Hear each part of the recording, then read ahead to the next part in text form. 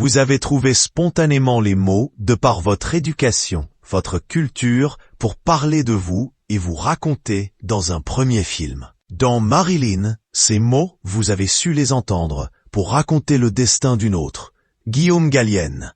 Le film m'a été inspiré par une femme que j'ai rencontrée il y a 15 ans. J'ai toujours été impressionné et intimidé par les taiseux. Ils ont un mystère que je n'ai pas. Il y a une curiosité, pas une envie mal placée, mais un désir de découvrir la partie submergée de l'iceberg qui doit être dingue. Jouer une femme pendant 3 ans, Lucrèce Borgia à la Comédie Française, a accentué mon intérêt pour vos fragilités et votre force. Vous êtes concave, nous, convexe. Nous poussons, rentrons dans l'âme. Vous accueillez, mais vous encaissez aussi énormément. Qui est Marilyn? Une actrice qui ne devient pas une star sous les projecteurs hollywoodiens, mais va réussir, comme une chrysalide, à déployer ses ailes et prendre son envol. Cette chronique retrace avec beaucoup de plans séquences le parcours de cette femme du milieu des années 70 au début des années 90, à travers un premier cinéma très vaste, très ample, animal, sexy et terrible à la fois, puis un cinéma plus bourgeois, plus intimiste, avant d'aller vers un théâtre carrément politique. Cela permettait de raconter une évolution artistique que j'ai ressentie et d'expliquer comment la contingence peut détruire un être. La bienveillance est une autre dimension de votre film. Il est bouleversant de voir quelqu'un qui a les mots, les codes, tendre la main à quelqu'un de désarmé, le sauver du gouffre. J'ai construit un film à la fois social et romantique, une épopée, qui me vient d'une phrase tirée d'un livre de Junichiro Tanizaki, qui s'appelle « L'éloge de l'ombre ». L'or n'est jamais plus beau que dans le noir. Puis-je vous entendre sur la force du langage? Vous qui venez d'un milieu aisé, comment s'est passé votre apprentissage des mots? Avec évidence, exigence, en rébellion? Ma mère n'est pas tactile, du tout. Elle ne nous a jamais fait de câlin, pris dans ses bras, caressé. Mon lien avec elle, c'était les mots. Vous dites, je suis à l'aise dans la profusion, je suis quelqu'un qui parle. C'est un refuge d'enfance, le verbal? Ma mère est très pudique et timide. Avec les mots, elle trouvait une aisance, et là, le contact pouvait durer des heures. Au téléphone, encore aujourd'hui, je ne l'appelle que quand j'ai 1 heure devant moi. Le silence peut-il apporter du réconfort? Marilyn préfère le rien au médiocre. Cette force d'inertie est un courage qui vient de la peur. Ce n'est pas de l'inconscience, pas un handicap. Les introvertis ont ça. Marilyn trouve une échappatoire dans l'alcool qui désinhibe, facilite la relation aux autres. L'addiction est un schéma d'autodestruction qui me fascine. Je me demande toujours à quelle dépendance, quelle substance, les gens ont échappé.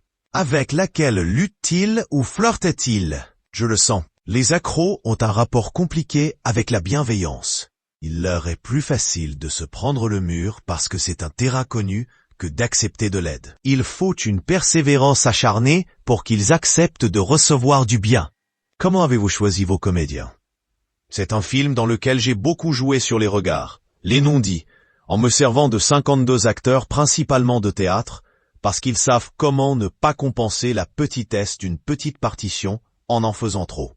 Ils ne réduisent pas leur rôle à une fonction dramaturgique. L'autre critère est la musicalité. Je n'ai tout le temps, moi. J'ai demandé à Anne Bouvier de jouer la maquilleuse parce qu'elle a du jazz comme Annie Girardot, à Florence Viala, de prononcer des sentences pas polies qui claquent. J'entends souvent en écrivant.